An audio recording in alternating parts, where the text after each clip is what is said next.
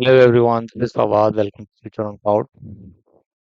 This is the continuity of Microsoft Azure from Scratch video series. Following is the playlist. In our last video, we have configured our zone redundant load balancer. For the time being, I am skipping these two topics, Azure Traffic Manager and Content Delivery. So right now, I'm going to cover Azure Storage Services. So let's dive in. These are the things we have covered in our last lectures. So this is our topic today. Azure storage type. Mainly we will focus on Azure Blob, Azure File, Queue, and table storage. Right. So what is Azure Blob? This screenshot I have taken from the Microsoft site, and following is the link. I will copy the same link in the description of this video. So you can refer back to the Microsoft site for further detail. And basically the blob storage is used to store your general purpose data, and the files Azure file storage is used to create a shared folder on your Azure cloud, and which you can share with your virtual machines which are residing on the Azure cloud. And Elasticsearch is basically a, a storage functionality which is being used by VMware, which is providing you the integrated solution for deploying and scaling of your virtual machine in the SAN environment we are VMware friendly.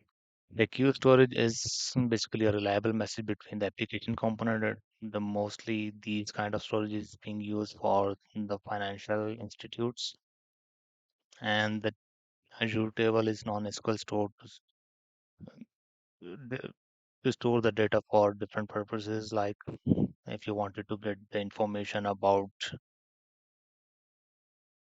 a contact detail like person name, date of birth, first name, last name, these kind of things.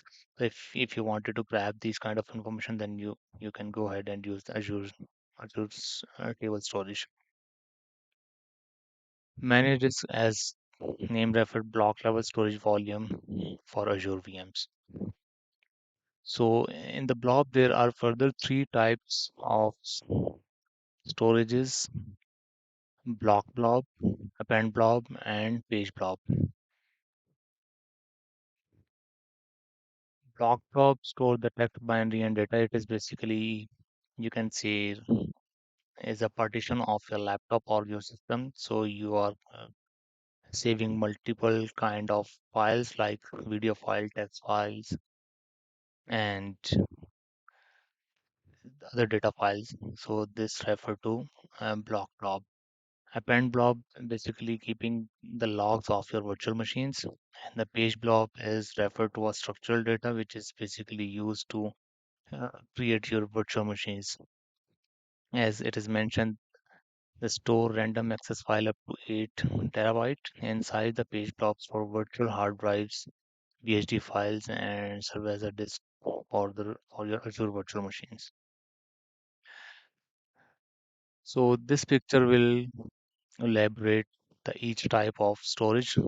Blob refer to documents, media, and media files and backups. Which, if these kind of file you wanted to store, you have to select the blob, and for logging purpose, you have to select append blob.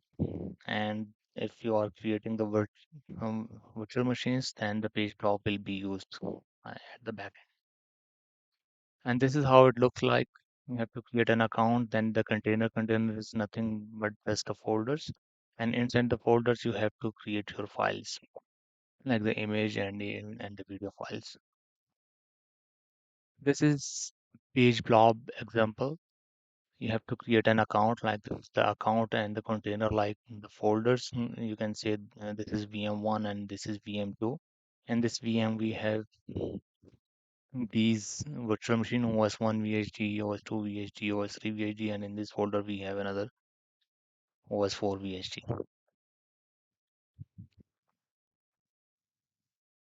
So the writing pages to the page blob. It is using basically a 512 bytes of chunks. This is how they are writing the data. 0 plus 512 is the block. The next one is Azure File Storage. Azure File Storage is set up highly available network file share that can be accessed using the industry standard SMB NFS protocol. Right. So this is how you just need to create an account, then create a shared folder. In this shared folder, you can create directories and you can place file in it. That is simply a file server on the cloud. This is the queue storage.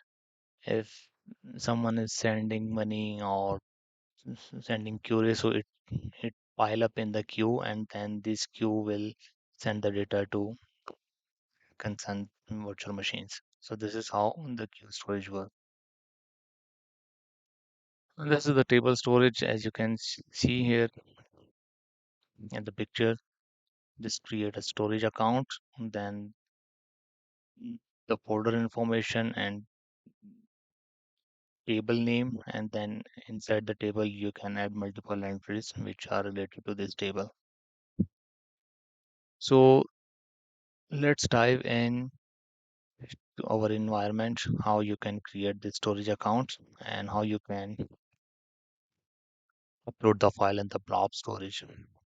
So I just logged in on my subscription. This is the subscription and this is the storage group which I have already created. So now it's time to create the storage account. This is the storage account. If it is not visible here, you can simply type storage and you can find it here. Right. So I don't have any storage account now. So let me go ahead and click on create storage account. Storage account must be unique globally. Otherwise, it will not allow you to create it. So this is my subscription and that source group which I have already created. The storage account name, let's say FOC storage. So it is already taken. So let me name it Blob, FOC storage blob. Okay, it is there. So region you can select which is the nearest region for you. Let's go with the standard one. And for redundancy, we'll go with local redundant storage instead of going zone redundant just to save the cost. And for advancement, just leave everything into the default. And if you want to enable SFTP and NFS, you can enable it here. Otherwise, you can enable it later on as well. And access tier is hot. This is for frequently accessed data and cold for infrequently accessed data. So I'm assuming like this data will be accessed frequently. So that's why I'm selecting hot tier. And for networking access, I'm creating it for public access. Let's say that y- you had a session with Microsoft and they have generated a lot of log files and they are requesting you to share it with us. So what you can do is you can create that public access folder for all network and upload those logs file into this blob storage and share the link with the Microsoft so they can securely access it. If it is not for public, so you can restrict the public access and only allow access to your virtual network which you have created in this environment, or you can disable the public access and use the private access only.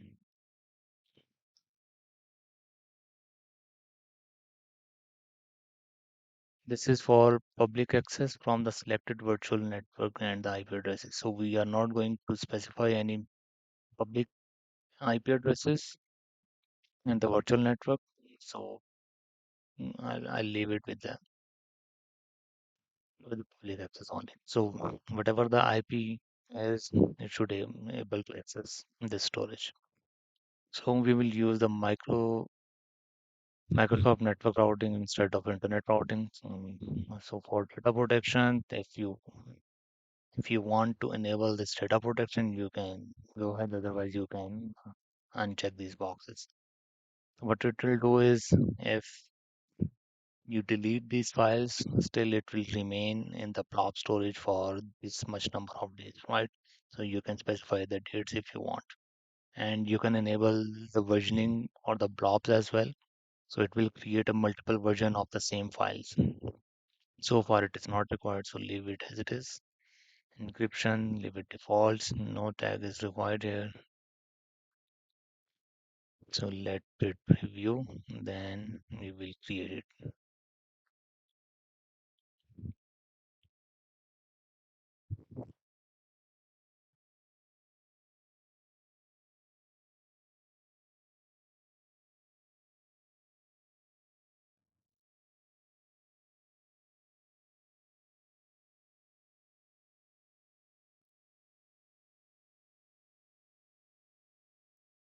Detail of the blob storage account as everything is available here about the blob storage detail, like serving images, documents directly to the browser, storing files to the distributed access, writing log files. Everything is available on the Microsoft side. You can further explore it for detailed information. So meanwhile, okay, the deployment is succeeds. So let's go to resources,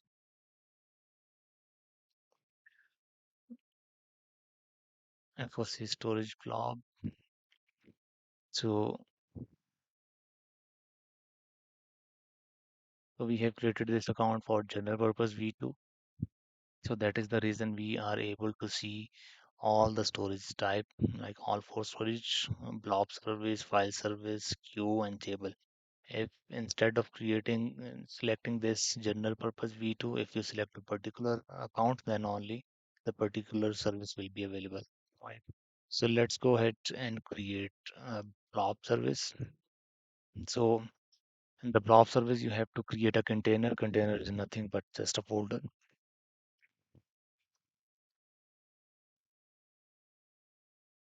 So uppercase are not allowed. So we'll go with the lowercase.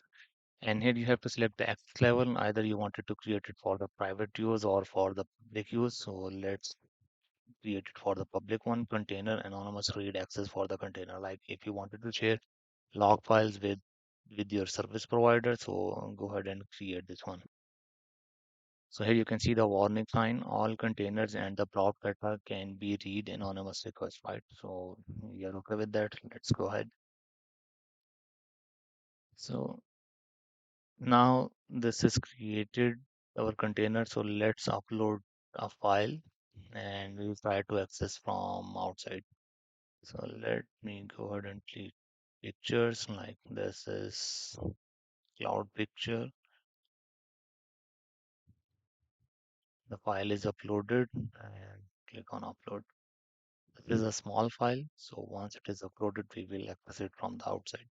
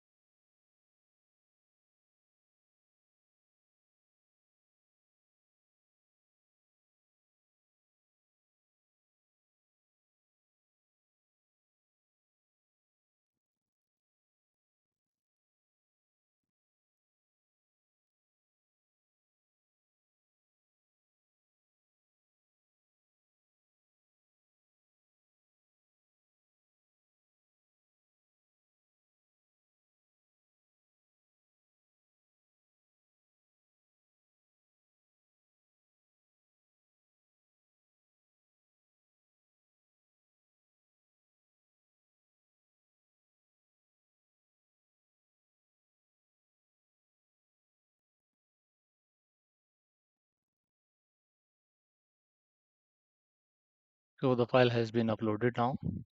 So let's go ahead and try to access this file. So this is our file URL. Just copy it and open a new browser and paste it here. So as you can see, whatever we have uploaded, it is available. So in this URL, you can see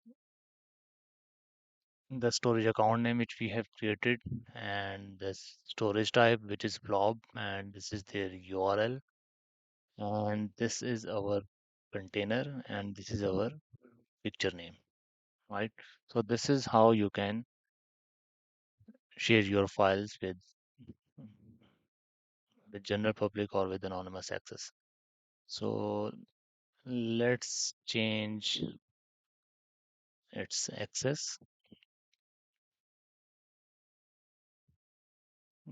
So you can take a snapshot, you can see the version detail. So all that information is available here.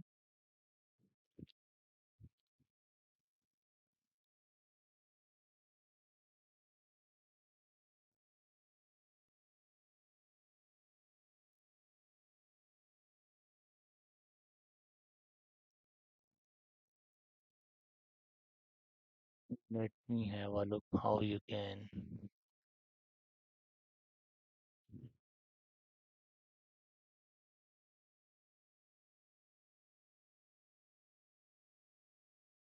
this shared access token. This is basically a security feature, key one, and storage access policy you can define, and permission is read only. You can assign multiple permission like read, add, create, delete, all that stuff, and you can specify the expiry time as well.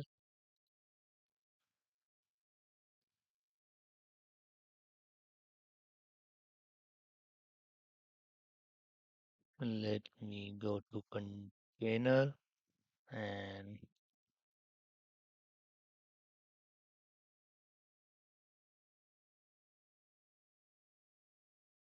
change access level. So this is the option which I was looking for. So instead of creating a anonymous access, just create a private. So if you select this option, no one will be able to access it. So let me paste the same URL again. It should not be accessible. Yes, as you can see here, source not found. So this is how you can play around with the security. So there are some more security features which we can see now, like under the networking. Here you can again change the settings later on after creating your storage account. So if you don't want to enable it for all, you can select a particular network or you can disable it. And access keys, if you have shared these access keys with someone and you don't want to grant access to that particular user,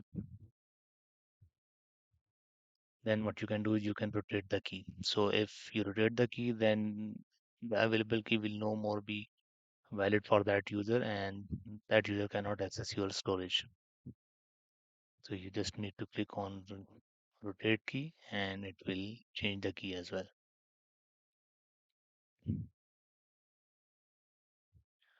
There is one more option, shared access signatures.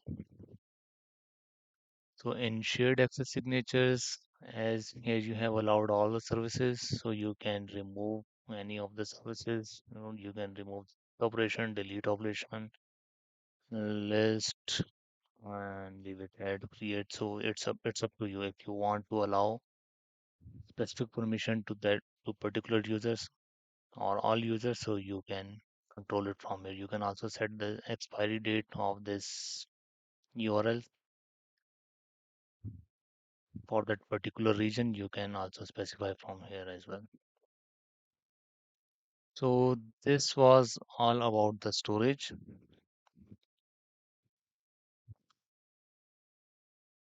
So stay tuned, keep watching. See you in next video.